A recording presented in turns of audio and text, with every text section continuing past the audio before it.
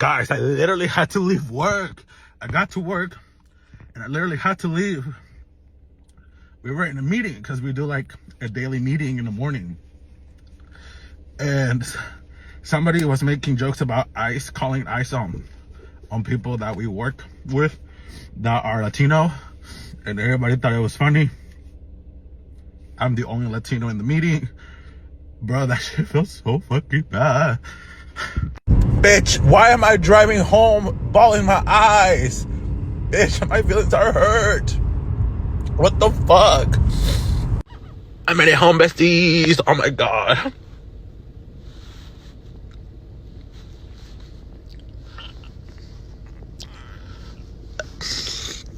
The phone kept ringing, the message kept coming, and suddenly a man who once believed his word had no consequences was desperately asking for help. Not because he expected it, not because he planned it, but because the situation had completely turned around. Across social media, people started sharing clips, discussing lawsuits, and debating accountability. One moment, people say word has spoken in anger. The next moment, those same words become the center of a national conversation. A Latino man, black people, allegation, legal consequences, and thousands of reactions flooding the internet. Some people say this story is about accountability.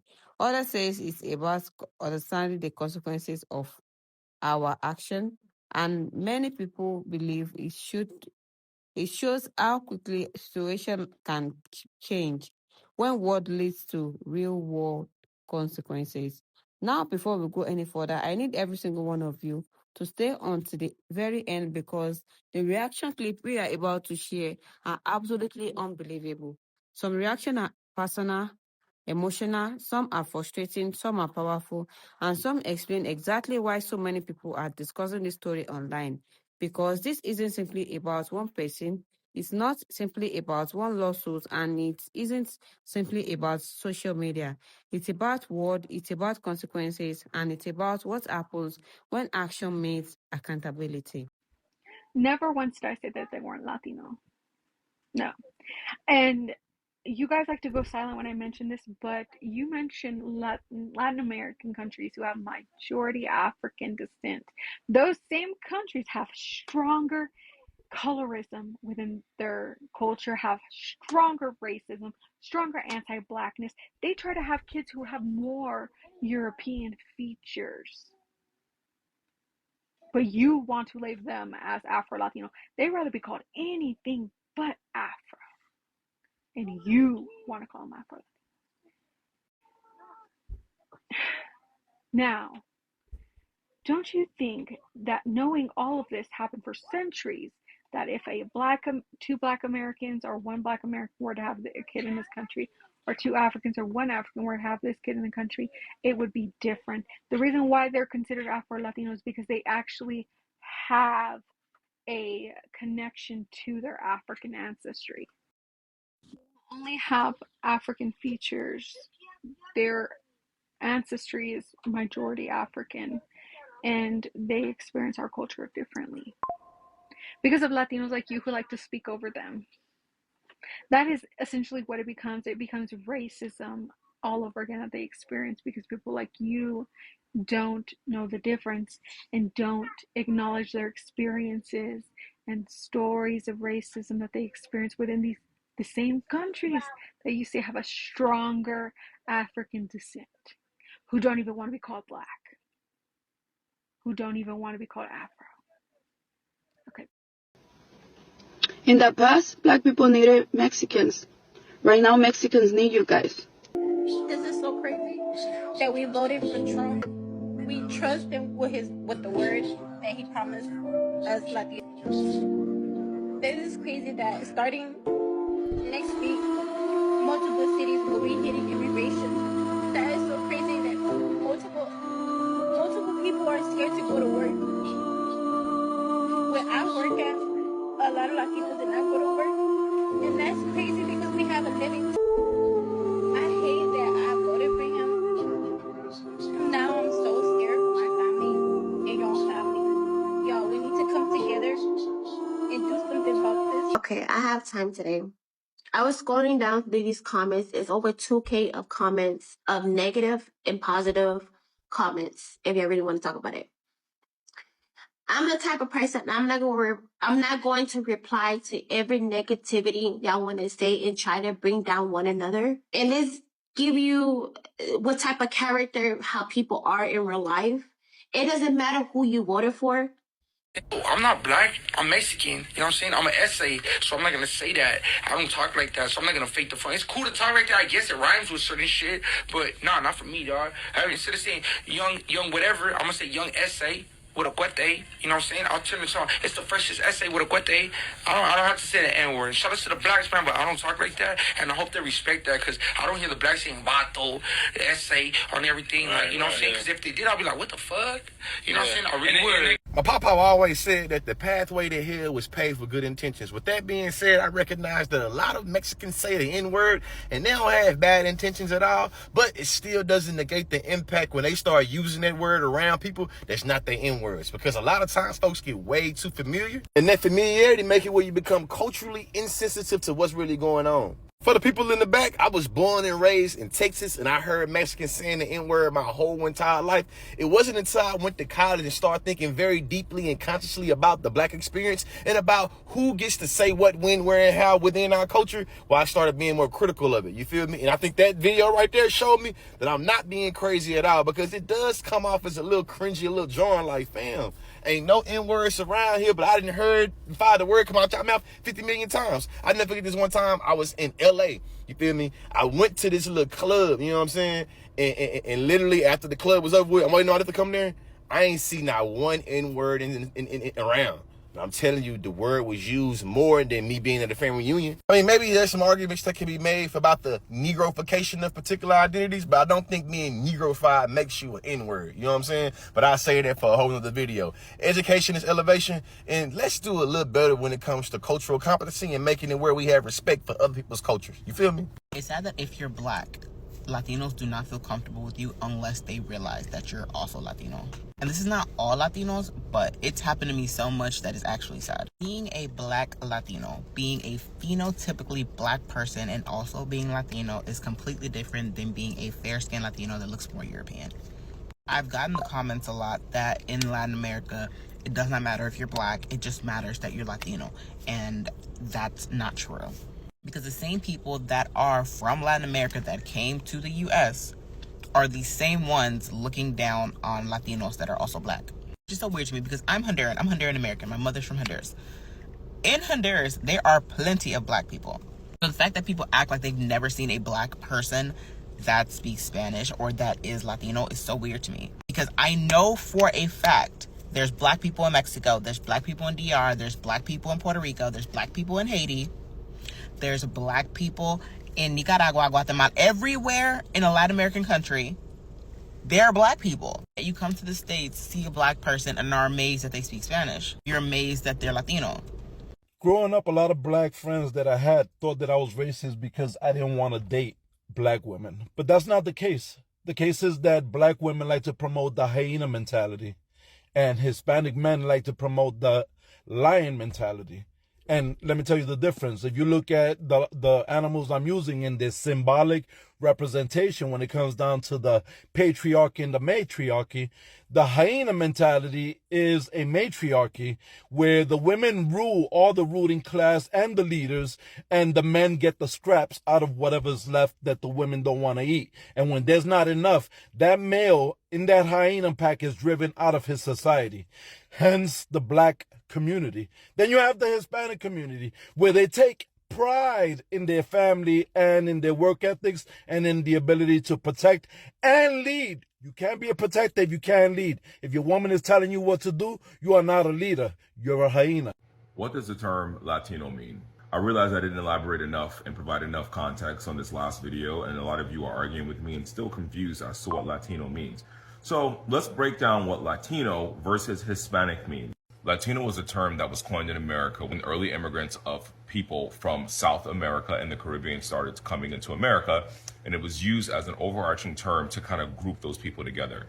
But that being said, the people from the region of Latin America have just as many differences, if not more, than they do commonalities. It's been co-opted to mean one phenotypic type of person who speaks Spanish, and that is shown on telenovelas, it's shown on Spanish TV, Spanish film, and that lends itself to the erasure of indigenousness and the growth of anti-blackness. Here's a map for some visual description. If you are from this region in total, and you speak Spanish, French, or Portuguese, you are Latino. If you're from this region and you speak only Spanish, and the majority of your people come from the remnants of Spain, then you are Hispanic. There's also Hispanic countries in Africa. Equatorial Guinea is a Hispanic country, but it's not Latino. So you can be a non-Hispanic Latino, or you can be a Caribbean Latino Hispanic, or just a Latino Hispanic. The region of Latin America was determined by America to mean people from a specific region. This was then co-opted into all these countries and became this identity that they now run toward. We really have to ask ourselves that when black people get involved, or when phenotypically African people are involved, why it makes people want to erase them. You know, it makes me feel like the caste system the Spaniards put in place is still alive and well, because they knew in order to remain on top, they had to make Europeans the top brass and indigenous lower and African the lowest. You see the remnants of this today. When you look at Spanish TV, only indigenous people play maids. You never see Afro-Latinos in any film or any major network production. And so Latino has become something that is kind of synonymous with racism. I'm sorry to tell you guys that. Well, like I said in my previous video, you can be Latino and be black. You can be Latino and be Asian. You can be Latino and be European. You can be Latino and be Arab. You can be a non-Hispanic Latino. It's all made up. Hope that helps. Whenever public controversy involves allegation, lawsuits, or offensive remark, emotion naturally become very strong. People want answer, people want fairness, and people want accountability. That's one reason discussion surrounding this situation has spread so rapidly online. Many viewers focus on the reported comments, others focus the legal consequences that can arise when conflicts escalate. And many people talked about the importance of treating others with respect, regardless of disagreement. As video and reaction clip begin circulating, countless people share their perspective. Some emphasize personal responsibility, others discuss the importance of choosing words carefully. And many viewers spoke about how action can sometimes create consequences that people never expected. As you watch the reaction clip throughout this video, pay close attention to different opinions people bring into the discussion. Some focus on accountability, some focus on justice, some focus on reconciliation, and others focus on learning from difficult situations. What makes conversation like this so powerful is that they touch issue many people understand, respect, responsibility, and consequences of our decision. Because what matters, action matters, and community often remember how people treat one another. The Dominican Republic has a reputation, and media reinforces that reputation. But what about all the Dominicans that were always proud to be black? Always proud to be African? Find black Dominican culture, unapologetically black Dominican culture. That's when magic happens. Saying they be talking that shit Spanish, thinking people don't understand their ass. This video is shocking to people, not simply because he caught her talking ish in Spanish, because this has happened multiple times before, but because he is proud to be black. And you may say, whoa, you can see that he's black. No. Yes, you can see that he's black, but he put his blackness above his ethnicity. Because so quickly, so many people, not just Hispanics or something like, no, so quickly, so many people from around the world will put their ethnicity above their blackness. But he said, I'm dark, and we're all dark. And you're talking about them, but you're also talking about me because we're all dark. And that is what people don't want you to know, because the moment that dark-skinned people from around the world realize that we are all the same, just having to speak a different language, that is when they're going to have a problem. And that is how they have created this weird group of Hispanics who actually believe like dark-skinned people don't speak Spanish. Me, myself, I am a bilingual person. And time again, I have the same weird-ass conversation when people say, oh, you speak a little Spanish? I said, no, yo hablo en todo español. Cuando tú estás hablando, yo entiendo de todo. Yo hablo y todo. And then it goes to that. to this deafening, when I say deafening silence of fear in their face. Or they say, oh, how you learn Spanish? And I say, oh, como tú aprendes inglés? Lo mismo. How do you learn English? And I say that back. And then they then realize how ignorant that is. Because they just try to relate speaking Spanish to a skin color. And that is why people are so shocked. I'm doing a Dear Black People series from a Latino because there's a lot of quiet stuff that needs to be said out loud about Latinos concerning blackness. So I'm gonna break this up into different little parts, but just to keep it short. But the most important thing that I need black people to understand is that the level of retardation that Latinos have going on in their own community definitely outmatches yours in the way that, yes, Latino culture is racist by nature. And so it's not just a racism thing against you, it's a racism against ourselves. And we do ourselves worse than we do y'all. It's like this. I want you to imagine that in your community, light skins actually made an actual effort to keep dark skins down on purpose. You're full of shit, saving face, and are too fucking weak to admit that unless you've done the work actively, willfully, and unless you are matriarchally led by Afro-Latina women in mother, grandmother, and great-grandmother positions, you're racist. You're fucking racist. I am too. We all are, culturally. Because since the fucking invading ass colonizers came to every one of our fucking countries and fucked all of our shit up and made us fucking worship whiteness, we got infected. We've been infected. And you denying it just makes me know what your fucking dinner conversations are like. I keep getting told to stay out of Latina business. I am Latina. I'm Honduran. I'm Garifuna Honduran. 2, people are saying that Afro-Latina is not a real thing. So from my understanding, and correct me if I'm wrong, but to be Afro-Latina, your black parent has to be from a Spanish-speaking country or a Latin American country. Hence me, because my mother's from Honduras. I do feel like people are talking to me like I'm an outsider from the Latin American community because they're like, oh, race doesn't matter in the Latin American community. That's a lie. That is a huge lie. And there's also a lot of black Puerto Ricans in my comments saying that is a huge lie. There's people in my comments saying, oh no, race is more of an American thing. Yeah, it might be, but colorism is an every place thing. And there are a lot of colorists in the Latin American community and the Caribbean American community, if you don't want to believe that. Before people get ugly in my comments, I am Honduran American, meaning my mother's from Honduras. I am Honduran, but I was born in the United States. My mother is Garifuna, which makes me Afro-Indigenous and also makes me, what? Afro-Caribbean. Thank you. I was raised in a household where, in a sense, I was taught to be careful with black people. Black people are violent, dangerous, etc. But I always found myself getting into fights with Mexicans and or Chicanos all the time. And it was usually because being picked on for same reason as you. Didn't pronounce English correctly. Whatever the flaws that I had earned for being a wetback, aside from being a wetback itself. and sometimes I walked away with my head down and other times I defended myself. But either way, I always found myself getting in fights due to being picked on by Mexicans and or Chicanos. And just like you, when I moved to a black neighborhood, getting picked on thing was gone. And I realized that the black kids seem eager to want to play with me, seem eager to bring me along with them.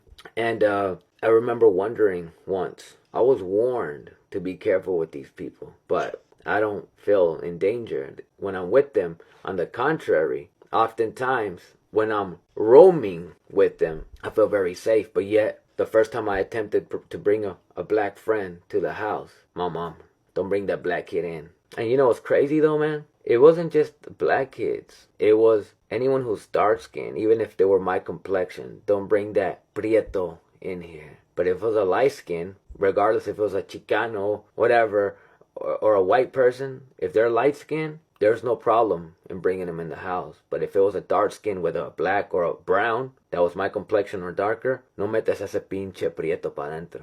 So, what do you think when people say that Mexicans or Mexico rather. There is no racism in Mexico.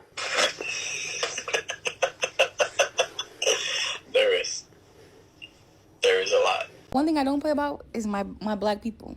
And if anybody who looks like me is a threat, whether you consider me a threat or not, if anybody who looks like me is a threat to you or seen as a stepping stone in your financial endeavors, and our lives don't matter, no. These are the best my nails ever look. I went up there and got me a black nail tech. I never played. I mean, this can go on my life.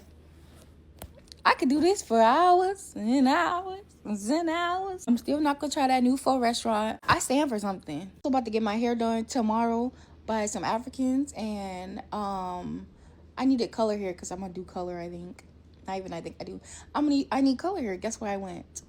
It was 30 minutes away. I went to the Black Owned hair supply store. And don't tell me, oh, they get their hair from blah blah blah Asia. Okay. My money still went to a black owned business. Did they get their hair from? No. So there's something that I want to make clear here. Just because my content is Afro-Latina related content does not mean I am anti-white, okay? Because I'm getting a lot of Trumpies in my comments, as well as other white Latinos, coming for me because my content is Afro-Latino. Now, this is just my niche. One, because I identify as Afro-Latina. And I just feel like there's not much Afro-Latina content on TikTok. So that's why I decided to be a part of it, because, I want to create a community of folks that look like me. And I don't understand why that is an issue. I'm not coming for anyone's neck. I'm just being myself, and I'm just sharing, history, and just sharing what I love, which right now is like my restaurant. And I don't understand why the white Latinos are coming for me right now. The Latino said this. I've been seeing a lot of black people on the internet saying, oh, we gotta boycott the Asians and the Chinese people. Like, bro, y'all sound stupid as hell, bro. Most of y'all, like, why you got beef with the Asians and Chinese people? By the end of the weekend, I promise more than half of you guys are gonna be going out to the Chinese buffets and ordering from China. So what are you kidding? Saying, oh, they hate us, they wanna get rid of us, blah, blah, blah. Have you ever thought about why they hate you? Why everybody hates y'all? Because y'all don't know how to behave. Damn. So he was like, basically everybody's tired of us because we don't know how to behave, and we ain't gonna do nothing either. He said 50% of y'all, and I had to bleep it out, right? 50% of y'all gonna be back at the buffets and all this other stuff. And I might add that I had to take the song out, but he was listening to Erykah Badu in the background. It's like, okay, wait a minute now. Getting spicy about what black people are or are not gonna do while you listening to Erykah Badu? Now, I wasn't trying to rhyme, but you listen to Erykah Badu, you wasn't listening to your people talking crazy about black folks. Well, I tell you what, see, it's not a secret to us that the Asians and the Latinos, they often form an alliance when it comes against black folks, especially black American descendants of slavery, like they did in California, where they said that we were going to have to convince them to give us reparations. And they said, no, we shouldn't get it. Knowing the history of black Americans in this country, they are going to stand 10 toes down, form coalition against us. But yet here they are again. So the Latino, he agrees with the Asian guy who's basically mad at us because we're saying enough, no more. And another thing is this, homie, you can't tell us where to spend our money. We can spend our money where we want. See, the problem is this, not just the Asian community, but the Latino community, they're used to getting a lot of our money. And now that we talking about, nah, we don't want to do that. Oh, we the bad guy. That's why nobody want to do nothing with you. Well, cool, stay away from us, right? Because I think we can all agree, right? That black folks don't be going around them trying to say what y'all doing, what's latest dances and how y'all seasoning y'all food. No, we don't do all of that. Y'all do that to us. And even in the Latino community, they're mad because we're like, hey, you can't say the N-word to us or around us. Oh, what? We don't mean it like that. But as I always say, there's words we can't say about them, and they would be cool with that. But we supposed to take it? So we're at a new day and age where black folks are really starting to say no, for real, for real. Let's get back to where our ancestors were, right? And to me, I'm like, forget a boycott. Let's have a boycott, as Nuri Muhammad said, right? Let's have a boycott where we buy back into our own community, our own stores, and all the things that we need. And like the Asian do say, well, you know, y'all women ain't getting on the knees and putting up a nasty attitude. The last time I had my feet and hands done was by a black woman, so I don't know what he talk about. But see, that's them thinking we got a lock on everything and they got to come to us. Listen, I said I'd rather have bald-headed nails before I go to one of their shops, especially with that attitude. I really don't want to get into too much detail because if you're a Latino, you live Latino. You don't need to come on TikTok to learn what it is going on with Latinos because you're one. So I'm going to be careful how I say this because I'm seeing an increasing number of Latinos coming onto TikTok trying to teach people who are not Latino things that are not true about Latinos. First of all, Latinos know who is Latino and who is not. They don't go by a definition. They're not going by what the government says. They're not going by any police report. They're not going by somebody else's opinion. They're not going by what they think the white people think. No. If they're saying any of that, there's a political agenda involved. And I will stand on it and say for sure that's what it is. I am not going to come on here to teach people Latino-ness or whatever. If you are that, you are that. You know what it is. You know what you are like. You know what your people are like. You know what different kinds of Latinos are like out there. You might even be surprised there's some that you didn't know about. But you do know that we don't look in a book or on Google to see if somebody's Latino, if somebody's a black, a white, a mixed, or anything like that. We don't do that, right? So I'm telling everybody that's not Latino not to listen to that. Those people are trying to teach you and influence you to create discrimination, and they themselves are Latino or Hispanic or both. They are trying to create their own caste system with your support. There, I said it. So think about that. At the end of the day, stories like this often becomes much larger than the individual involved. People see themselves in this situation. Some think about time they have spoken in anger. Others think about experiences involving disrespect. And many people think about how quickly situation can change when emotion takes control. The conversation surrounding these stories remind us that accountability is something people discuss across every community. Social media move fast, reaction videos spread quickly, opinion form immediately, and difficult situations often leave lasting lesson. Many people believe that respect is important. Many believe accountability matters, and many hope that difficult moments can become opportunity to learn and grow. As this conversation continue online, people from different backgrounds continue asking important questions. How should community handle conflict? How should people respond when word causes harm? And what role does accountability play in creating better relationship between people? Before I finish, I want to personally thank every single one of you watching this channel. Whether you have been here from the beginning or this is your first time watching, your support truly means everything. Every view, every like, every share, every comment, and every thoughtful discussion Help this community continue growing. I appreciate every single one of you for spending your valuable time here and being part of this conversation. Now I want to hear from you. Do you believe what have consequences? How should community respond when conflict becomes public? Drop your thoughts in the comment below because your voices matters. And if you enjoyed this video, don't forget to smash that like button, subscribe to the channel, and turn on all notifications so you never miss an upload. Watch every reaction clip included in this video. Share this video with your friends and family. Join the discussion below and help us continue building one of the strongest community on YouTube. Thank you for watching. Thank you for your support, and I will see you all in my next video.